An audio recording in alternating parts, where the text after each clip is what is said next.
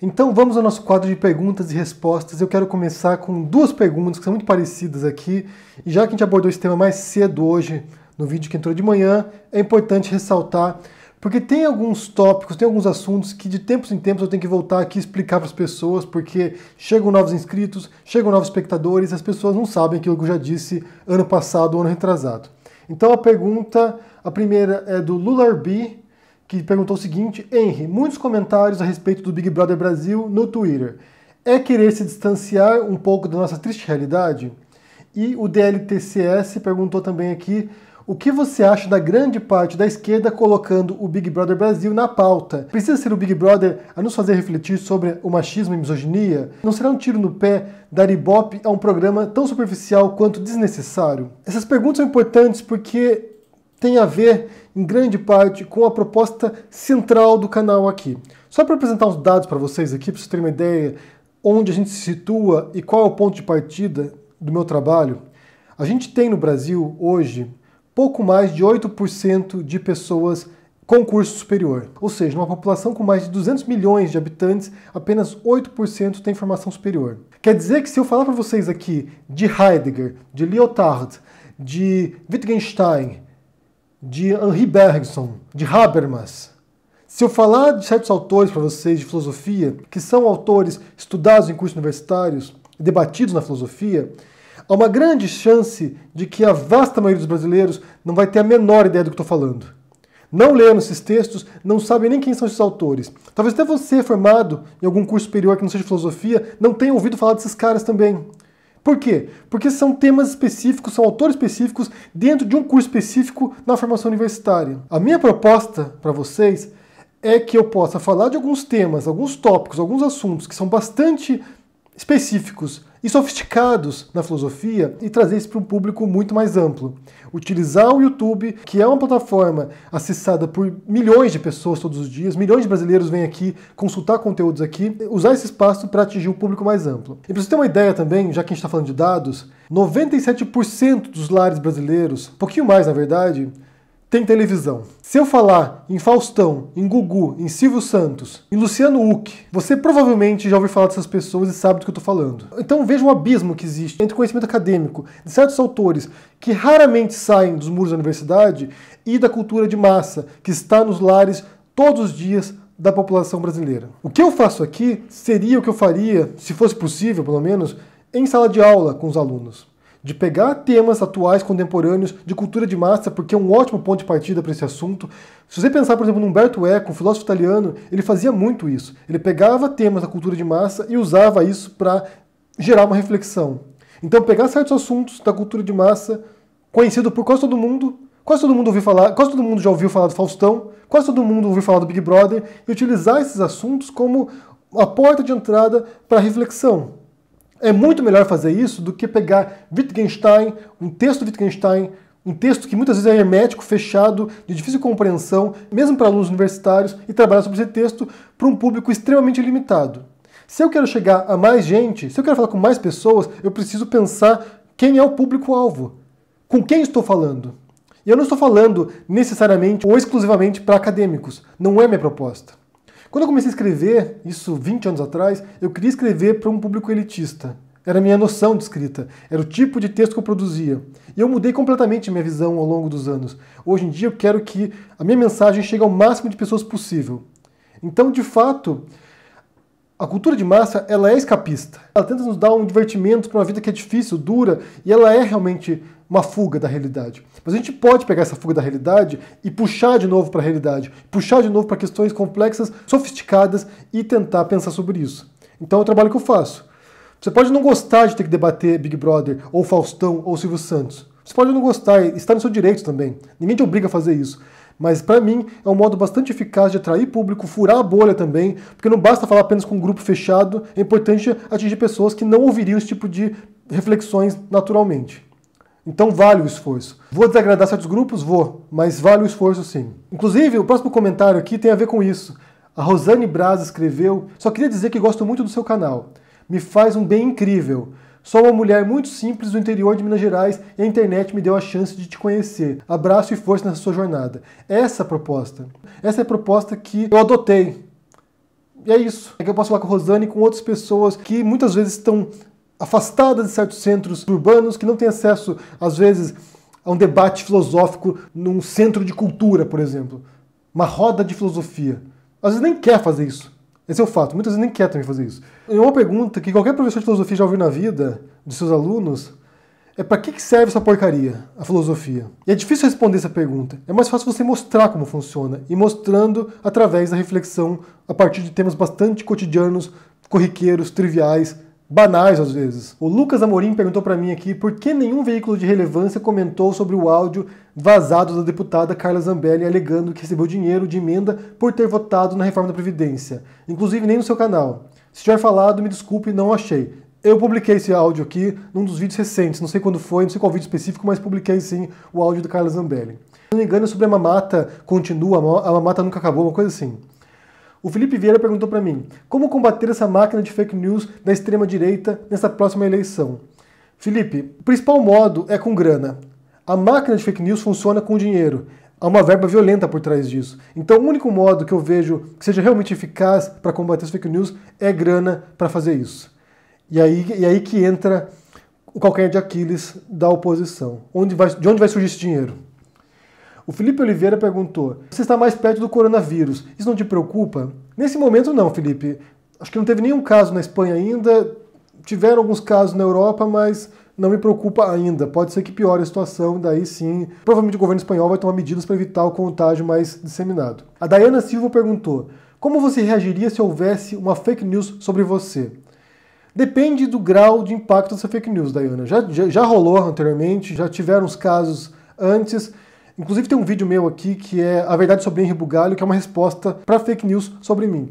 Então, se tiver muita abrangência, é importante vir aqui e desmentir essas fake news. Se for algo muito localizado, muito isolado, não faz sentido, porque falar sobre isso vai dar mais visibilidade. Eu perguntou, bem, não sou eu, é a pessoa. Para ser um escritor, é necessário ser um grande conhecedor da língua portuguesa? Se você for um escritor literário, de ficção literária, que é um gênero mais sofisticado em termos de uso das palavras, construção frasal, é bom sim que você conheça bem a língua portuguesa. Se for um gênero mais popular, um gênero mais de cultura de massa, mesmo mais pop, talvez nem tanto assim. Mas é bom conhecer a língua. É bom que você conheça sua ferramenta de trabalho, que nesse caso é a língua portuguesa. O Lucas Lopes perguntou, você acredita em horóscopo chinês e astrologia? Não, Lucas, eu já estudei essas coisas, já acreditava. Quando eu era adolescente, quando eu tinha meus 16, 17 anos, eu estudava essas coisas, mas não acredito não. O Vinícius Nogueira perguntou, acha que é possível cursar filosofia no Brasil e poder ganhar um salário minimamente decente? Aí você tem que definir para mim o que é um salário minimamente decente. Se você trabalhar com um professor, por exemplo, principalmente na área acadêmica mesmo, na universidade, você vai ganhar um salário bom até. Mas é difícil realmente, é uma área complicada. Você vai acabar tendo que dar aula. E muita gente não quer isso. O Giovanni Russ Gelati perguntou aqui. Sei que você fala algumas línguas com fluência, como o inglês e o espanhol, pelo menos. Além da imersão no idioma morando, que foi o seu caso, o que mais foi importante para adquirir essa fluência, além de viver nos Estados Unidos, Argentina e Espanha? Bem, o inglês eu aprendi no Brasil, então quando eu fui embora do Brasil eu já sabia falar inglês muito bem. Quando eu fui para os Estados Unidos só foi realmente entrar em prática o idioma que eu tinha aprendido. O espanhol eu aprendi na rua, foi o espanhol caierreiro, o espanhol que eu aprendi no dia a dia mesmo, e não é perfeito, obviamente, eu falo, algumas conjugações verbais são mais difíceis, então assim, é importante que você una o aprendizado formal do negócio, numa escola de idiomas, na internet, com um professor, e a prática diária no país. Então isso ajuda bastante você desenvolver, desenrolar e falar esses idiomas. O italiano, por exemplo, que é um idioma que eu entendo muito bem, tanto falado quanto escrito, mas que não falo tão bem assim. Eu estudei um pouco antes de ir embora para a Itália e depois lá realmente foi quando eu aprendi. Então, na minha visão, assistir filmes nesses idiomas, ouvir música, ler bastante, ajuda no vocabulário, ajuda na fluência, ajuda a desenvolver a compreensão. É a prática, basicamente a prática. Um idioma é prática. O Cassiano Gomes perguntou, você pratica neuróbica? Olha, Cassiano, não tenho ideia do que seja isso. Não sei. O Ives Santos perguntou, para você, é possível ser de esquerda sem ser radical ao sistema capitalista? Claro que sim, Ives. Inclusive, boa parte da esquerda no mundo, né? Esquerda partidária, esquerda no mundo inteiro, ela não é radical, ela não é revolucionária, por exemplo.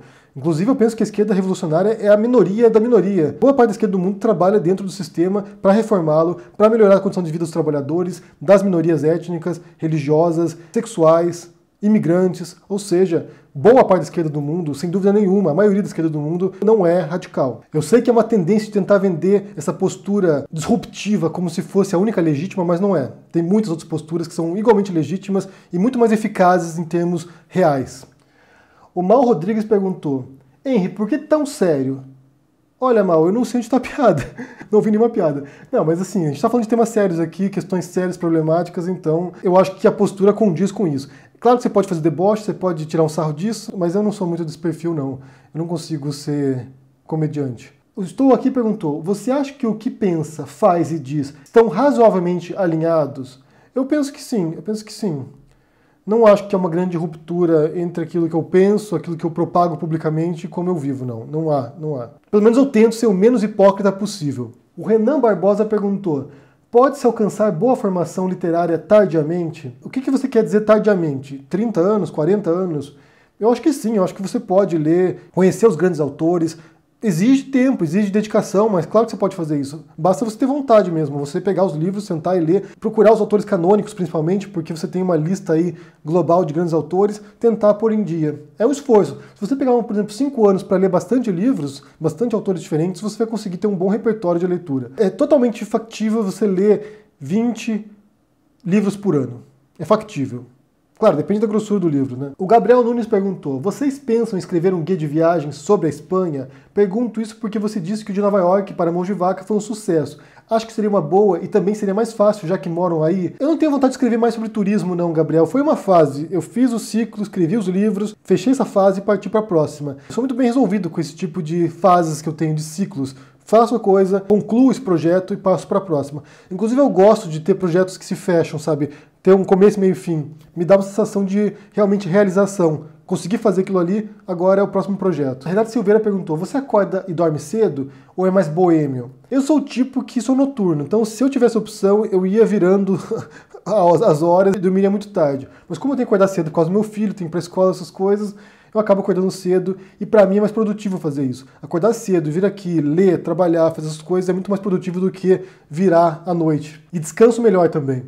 O Fidel C perguntou: tudo bem, Henry? Como vão as coisas? A vida, a família, etc. Vão bem, Fidel. Obrigado por perguntar. E contigo, como é que estão as coisas aí? A Dani Fuller perguntou: o que você estaria fazendo hoje se não tivesse dado certo o canal do YouTube? Quase certeza que eu estaria trabalhando com tradução ainda, Dani. Estaria fazendo tradução da empresa que eu fazia, porque era uma boa empresa, tinha bastante volume de trabalho, eu era bem requisitado na empresa, tinha muitos gerentes de projeto que me contactavam diretamente para trabalhar comigo, então estaria fazendo isso. Eu gostava de fazer, mas eu prefiro fazer o YouTube porque é mais divertido, é mais estimulante intelectualmente. Eu passo mais tempo estudando, pesquisando, que é uma coisa que eu adoro. Então, assim, pra mim é muito empolgante fazer isso. O Alexandro perguntou pra mim aqui: você acha que esse governo cheio de incompetentes e malucos não tivesse sido eleito, se eu teria assunto para fazer 2 a 3 vídeos por dia? Abraço. Eu acho que sim, Alexandro, porque assuntos não faltam, na verdade. Talvez fossem assuntos mais diversificados, cultura de massa, outros assuntos um pouco mais leves, na verdade, mas teria assunto sim. Não sei se para 3 vídeos por dia, mas certamente para 2 vídeos por dia teria sim. Assuntos não faltam. Se a gente cavucar, se a gente procurar, a gente encontra assuntos sim. E tem muita coisa acontecendo no mundo, não é apenas o Bolsonaro. Henry, depois da sua especialização lato sensu, por que você não quis seguir carreira na área acadêmica, indo para stricto sensu, mestrado e doutorado? Foi o caminho que a vida me levou, Mike. Não foi algo previsto. Quando eu acabei a faculdade, eu não queria voltar para academia mais. Tipo, não era meu ambiente. A linguagem acadêmica não era a minha linguagem.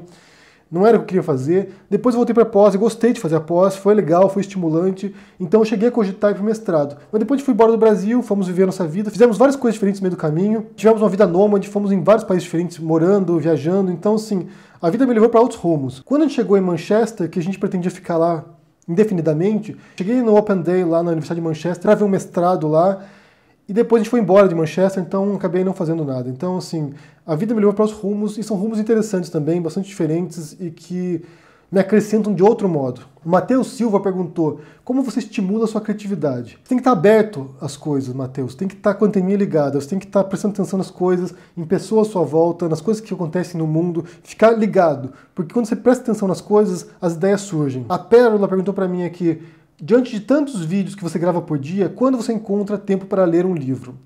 Pérola, eu leio bastante, na verdade. De manhã, quando eu acordo, eu leio. Antes de gravar um vídeo, geralmente, eu leio alguma coisa. E depois, à noite, também eu sento e leio um pouco.